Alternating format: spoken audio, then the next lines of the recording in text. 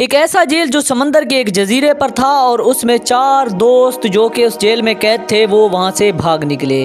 اب آپ یہ کہیں گے کہ یہ کیسے ممکن ہے؟ چلو آپ کو اس کی تفصیل بتاتے ہیں۔ 1962 میں 4 قیدیوں نے وہاں سے بھاگنے کی کوشش کی تھی۔ ان کے نام ہیں فرینک مورس، جان انگلن، کلیرنس انگلن، ایلن ویسٹ۔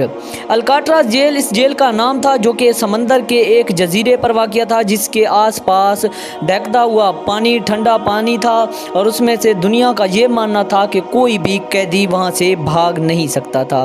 یہ جیل سان فرانسسکو کے ساحل سے تقریباً 2 کلومیٹر دور سمندر کے ایک چٹانی جزیرے پر تھی۔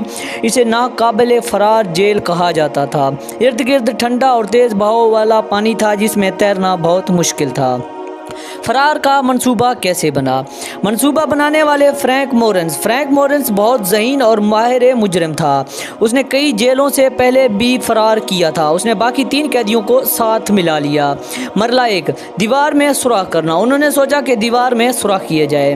ہر قیدی کے سیل میں وینٹیلیشن ہوا کے راستے کے نیچے ایک کمزور کنکریٹ دیوار تھی۔ انہوں نے چمچوں اور چوری کرنے کے لیے اوزاروں سے دیوار کو آہستہ آہستہ کھرچنا شروع کر دیا، وہ چمچے جو ان کو کھانے کے ساتھ دیے جاتے تھے۔ یہ کام تقریباً 6 مہینے جاری رہا اور 6 مہینے تک وہ مسلسل محنت کرتے تھے۔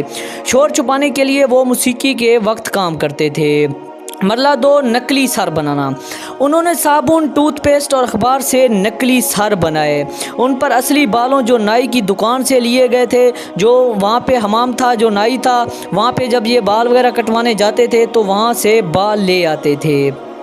انہوں نے وہاں سے بال اکٹھے کیے جن سے انہوں نے اب نقلی سر بنائے، جن سے مطلب ان کو جب بھاگنا تھا تو انہوں نے وہاں اپنے مجسمے بنا دے۔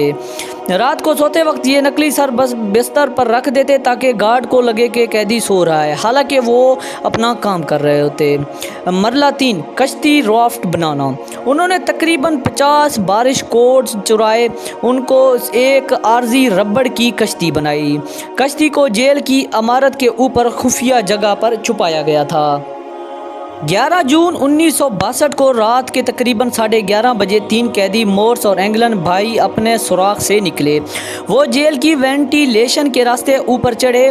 ایلن ویسٹ کا سوراخ مکمل بڑا نہ ہو سکا اس لیے وہ باہر نہ نکل سکا، یعنی اصل میں 3 قیدی کامیابی سے باہر نکلے۔ وہ جیل کی چھت پر پہنچے، وہاں سے پائپ کے ذریعے نیچے اترے، سمندر کے کنارے جا کر اپنی کشتی کھولی اور پانی میں اتر گئے۔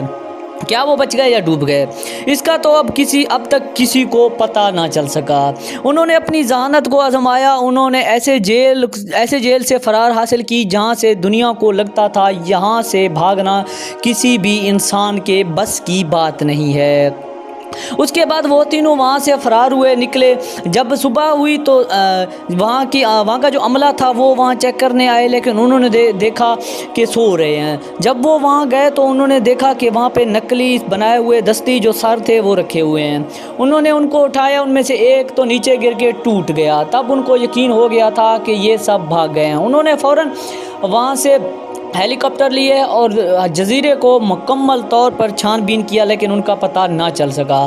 لیکن ان کو بعد میں یہ بھی پتہ نہیں چل سکا کہ وہ زندہ رہ گئے یا مر گئے۔ ان کا کہنا ہے کہ وہ زندہ نہیں ہیں۔ ایف بی آئی کی ٹیم نے بھی بہت کوشش کی لیکن ان کو بھی کچھ نہیں مل سکا۔